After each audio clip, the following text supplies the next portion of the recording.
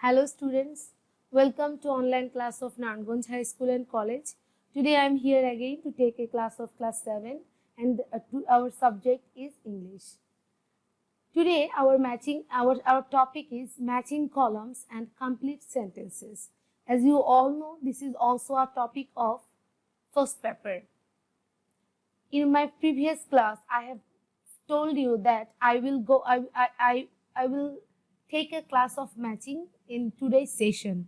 So today I'm going to take this, and I'm your teacher Shathira Nisha, as you all know that. At first we will see what we will do to make sentences from column A and column B.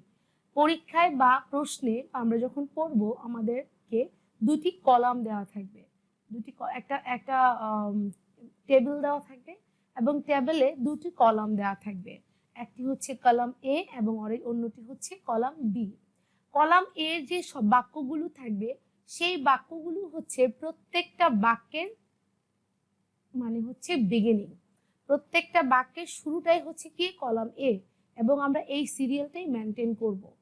তোমাদের সবার সুবিধার্থে আমি column এ এবং B A 1 2 3 4 5 এবং বিতে A B C D E দিয়ে দিয়েছি যাতে ম্যাচিং করতে সুবিধা হয়, এবং আমি নিচে এগুলোর উত্তরও দিয়ে দিয়েছি যাতে করে তোমরা ভালোভাবে বুঝতে পারো। Match column A with column B to make 5 complete sentences. Column A তে আমরা দেখতে পাচ্ছি 5টি বাক্যাংশ রয়েছে এবং কলাম বি তেও রয়েছে 5টি বাক্যাংশ। আমাদেরকে যেটি করতে হবে, প্রথমে কলাম এ প্রথম বাক্যটি পড়ে এটির অর্থ বুঝে কলাম বি এর যে বাক্যটির সাথে ম্যাচিং হবে সেটার সাথে আমাদেরকে ম্যাচ করতে হবে এবং একটি সম্পূর্ণ বাক্য তৈরি করতে হবে। I mean to say that প্রথমে যদি আমরা কলাম এ থেকে একটি বাক্যাংশ নিই এবং সরাসরি এর অপোজিটে যে বাক্যটি আছে বাক্যাংশটি আছে সেটি যদি আমরা লিখে ফেলি তাহলে এটি সম্পূর্ণ অর্থ প্রকাশ করবে না। তার জন্য আমাদেরকে যেটা করতে হবে সেটি হচ্ছে কলাম এ থেকে আমরা প্রথম বাক্যাংশটি নিব যেটা নাম্বার 1 এ আছে। নিউজপেপার ইজ কল্ড, খবরের কাগজকে বলা হয়, কি বলা হয় দেখো, their opinion through it a part and parcel of life, news of home and abroad, the storehouse of knowledge, educative value too। তাহলে আমরা দেখতে পাচ্ছি উত্তরে দেয়া আছে যে 1 এর সাথে কলাম এ এর 1 এর সাথে কলাম বি এর ডি যাচ্ছে, উত্তর মিলছে। তাহলে newspaper is called the store house of knowledge, মানে হচ্ছে খবরের কাগজকে আমরা বলে থাকি জ্ঞানের ভান্ডার। ইট হ্যাজ আ গ্রেট 2 নম্বরে আছে ই, it has a great educative value too, এটার একটা বিরাট শিক্ষণীয় মূল্য রয়েছে। It can give news of home and abroad, দেখো 3 এর সাথে সি যাচ্ছে, 3 প্লাস সি দিয়ে দিয়েছি। তোমরা যেটা পরীক্ষা করবে তোমরা এভাবে দিয়ে, যেহেতু আমি উল্লেখ করে দিয়েছি মেক 5 কমপ্লিট সেন্টেন্সেস, তোমরা কিন্তু বাক্যটিও লিখে দিবে। ইট can give news of home and abroad, এখানে অ্যাব্রোড বলতে দেশ বিদেশ, হোম অ্যান্ড অ্যাব্রোড বলতে দেশ বিদেশকে বোঝানো হয়েছে। এটা আমাদেরকে কি করে দেশ এবং বিদেশের খবর দিয়ে থাকে। It is in fact a part and parcel of life, এটা আমাদের জীবনের একটা অংশ। People are able to express their opinion through it, মানুষজন বা আমরা এটার মাধ্যমে, কোনটা খবরের কাগজের মাধ্যমে আমাদের সম্পূর্ণ মতামত প্রকাশ করতে পারি। আমি যেহেতু স্লাইড করছি, আমি যেহেতু অনলাইন ক্লাস নিচ্ছি, আমি বাক্যগুলো লিখে দিইনি, এই জন্য তোমাদেরকে কোনটার সাথে কলাম এ এর কোনটার সাথে কলাম বি যাবে সেটাকে প্লাস দিয়ে দিচ্ছি। তোমরা পরীক্ষার সময় অবশ্যই বাক্যটিও লিখবে, কলাম এভাবেও দিতে পারো তোমরা 1 + ডি, কিন্তু একটা ইকুয়াল চিহ্ন দিয়ে তোমরা বাক্যটি উল্লেখ করে দিবে। এখন আমরা নেক্সট আমাদের টেবিলটা দেখব। Match column A with column B to make 5 complete sentences, here it is again. এখন কলাম এ তে আমরা দেখতে পাচ্ছি number 1 punctuality means coming, column B এর কোনটি B, or doing, coming or doing something at the fixed time, সময়ানুবর্তিতা হচ্ছে নির্দিষ্ট কোনো সময়ে কোনো কাজ, কোনো কিছুতে আসা বা কোনো কাজ করাকে বলা হয়, সেটা হচ্ছে সময়ানুবর্তিতা। It is really a great virtue, এটা সত্যিকার অর্থে একটা মহৎ গুণ। It enables a man to, E number দেখো, It enables a man to be responsible and dutiful to prosper in life. এটা একটা মানুষকে জীবনে দায়িত্ববান, কর্তব্যবান এবং সফলতা লাভ করতে সহায়তা করে। It also teaches us how to make the proper use of time. এটা আমাদেরকে কিভাবে সময়ের সঠিক ব্যবহার করতে হবে সেটিও শিখিয়ে দেয়। So we all are required to form the habit of punctuality. তাই আমাদের প্রত্যেকেরই উচিত সময়ানুবর্তিতার অভ্যাস নিজের মধ্যে গড়ে তোলা।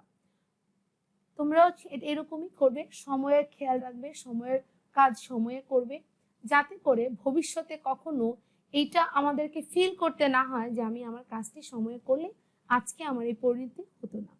চেষ্টা করবে যেই সময়ের কাজ, এখন তোমাদের পড়াশোনা করার সময়, সুতরাং ভালোভাবে পড়াশোনা করবে। নেক্সট টেবিলটিতে আমরা দেখতে পাচ্ছি ইট ইজ অ্যাবাউট আইনস্টাইন। আমরা টোটাল টেবিলটি পাবো আইনস্টাইনকে নিয়ে। Einstein was very simple in number, দেখো in his way of life, জীবনযাপনের ক্ষেত্রে আইনস্টাইন ছিলেন খুবই সাধারণ একজন ব্যক্তি। He was also indifferent to his astounding name and fame. এখানে একটা চমৎকার নতুন শব্দ আছে তোমাদের জন্য, অ্যাস্টাউন্ডিং। অ্যাস্টাউন্ডিং শব্দের অর্থ হচ্ছে বিস্ময়কর।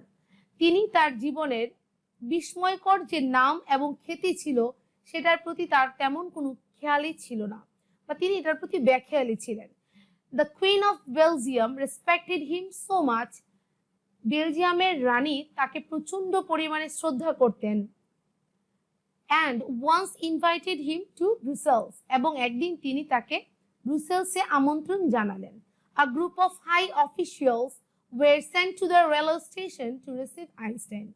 একদল উচ্চপদস্থ কর্মকর্তাকে রেল স্টেশনে পাঠানো হলো তাকে নিয়ে আসার জন্য, বা রিসিভ করার জন্য, বা সাদরে গ্রহণ করার জন্য।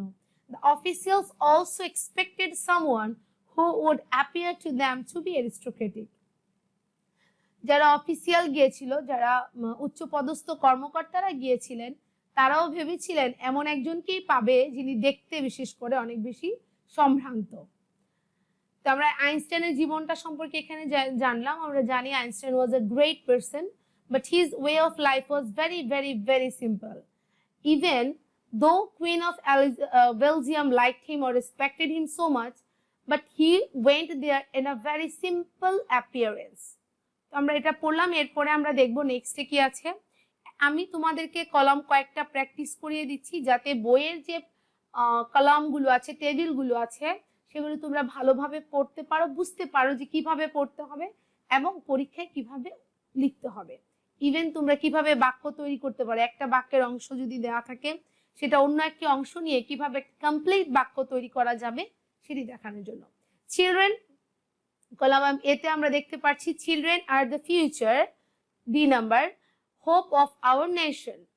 শিশুরা হচ্ছে আমাদের দেশের ভবিষ্যৎ আশা। They usually select that person from the people that surround him. সাধারণত শিশুরা তাদেরকেই পছন্দ করে বা জানে যারা তাদের আশেপাশে থাকে। We ought to give them proper idea about right and wrong. আমাদের উচিত তাদেরকে সঠিক শিক্ষা দেওয়া, কোনটি সঠিক এবং কোনটি ভুল। Through our distinct behavior we may set up an example of our next generation. আমরা আমাদের সঠিক ব্যবহারের মাধ্যমে আমাদের পরবর্তী প্রজন্মের কাছে একটি দৃষ্টান্ত তৈরি করতে পারি। We should bear in mind that, আমাদের অবশ্যই এটা স্মরণ রাখা উচিত যে children learn from what they see and hear. শিশুরা তাই শেখে যেটা তারা দেখে এবং শোনে। আসলে এরকম বাচ্চারা, তোমরা যারা আছো, তোমাদের আশেপাশে কি হচ্ছে তা দেখেই তোমরা শিখছো এবং দেখছো। যেহেতু তোমরা একটু বড় হয়ে যাচ্ছ, I will suggest you to take which is good for you and to ignore which is not good for you. Try to do that. Our next table is about Jibanananda Das. আমরা সবাই জীবনানন্দ দাশকে চিনি, তার কবিতা পড়েছি আমরা, তিনি একজন বিখ্যাত কবি। এখন আমরা তার সম্পর্কে পড়ব। Jibanananda Das, a famous poet, was born in a small town of Borishal in 1899. Jibanananda Das, যিনি একজন বিখ্যাত কবি, জন্মগ্রহণ করেছিলেন 1899 সালের বরিশালের একটি ছোট্ট শহরে। He took his masters in English literature at the age of 22. তিনি মাত্র 22 বছর বয়সে ইংরেজি সাহিত্যের উপর তার স্নাতকোত্তর ডিগ্রি অর্জন করেন। In 1922, he started his teaching career as a professor of English at Calcutta City College. 1922 সালে তিনি কলকাতার সিটি কলেজে ইংরেজির একজন প্রফেসর হিসেবে তার কর্মজীবন শুরু করেন। He got an appointment in Brajamohan college Barisal in 1935. 1935 সালে তিনি বরিশালের ব্রজমোহন কলেজে যোগদান করেন। He was awarded রবীন্দ্র পুরস্কার in 1953. 1953 সালে তিনি রবীন্দ্র পুরস্কারে ভূষিত হন। জীবনানন্দ দাশ সম্পর্কে আমরা জানলাম, তার জন্ম বরিশালে, তিনি ব্রজমোহন কলেজে প্রফেসর হিসেবে ছিলেন।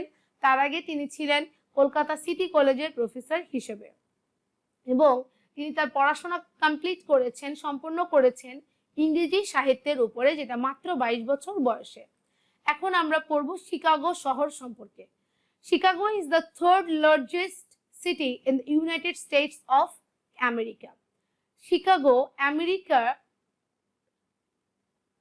আমেরিকার বৃহত্তর শহরগুলোর মধ্যে তৃতীয়।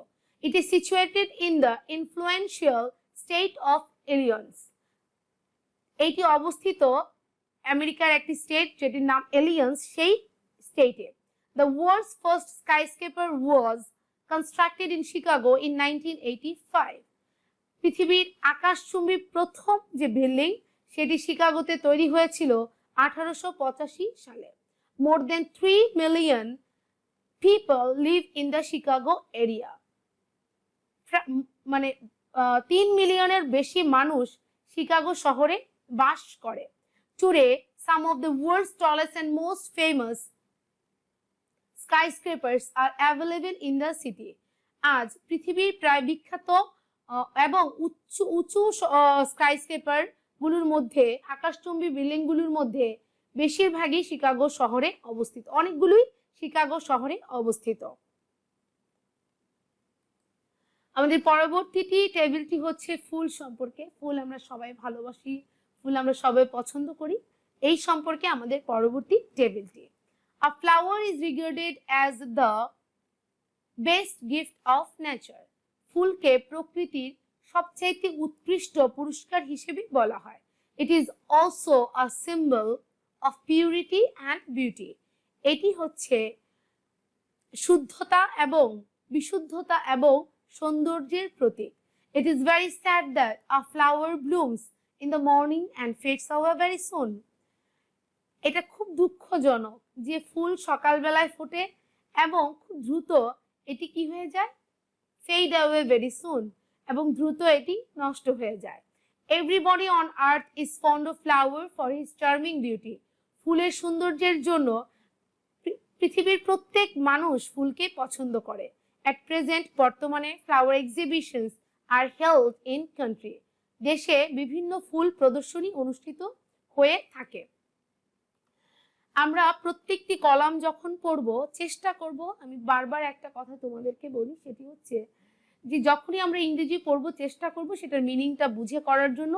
তাতে করে যেটি হবে যে আমাদের ভুল হবে না, এবং আমরা বাংলাটাও বুঝতে পারবো, এবং বাংলা চিন্তা করে আমরা ইংরেজিতে কথাও বলতে পারবো।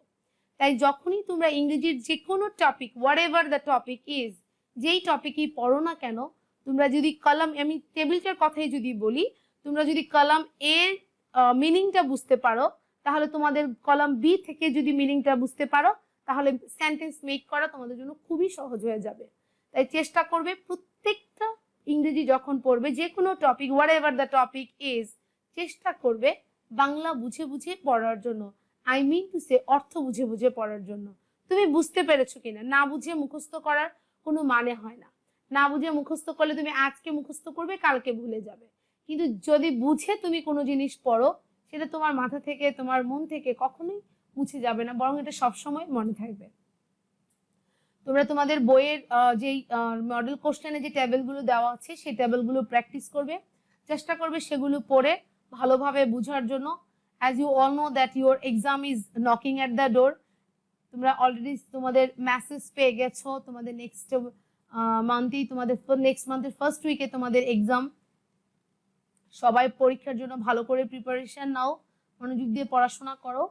আর একটা কথা যেটা আমি গত ক্লাসেও তোমাদেরকে বলেছি, যে তোমাদের জন্য একটা ভেরি ইম্পর্টেন্ট অ্যানাউন্সমেন্ট আছে।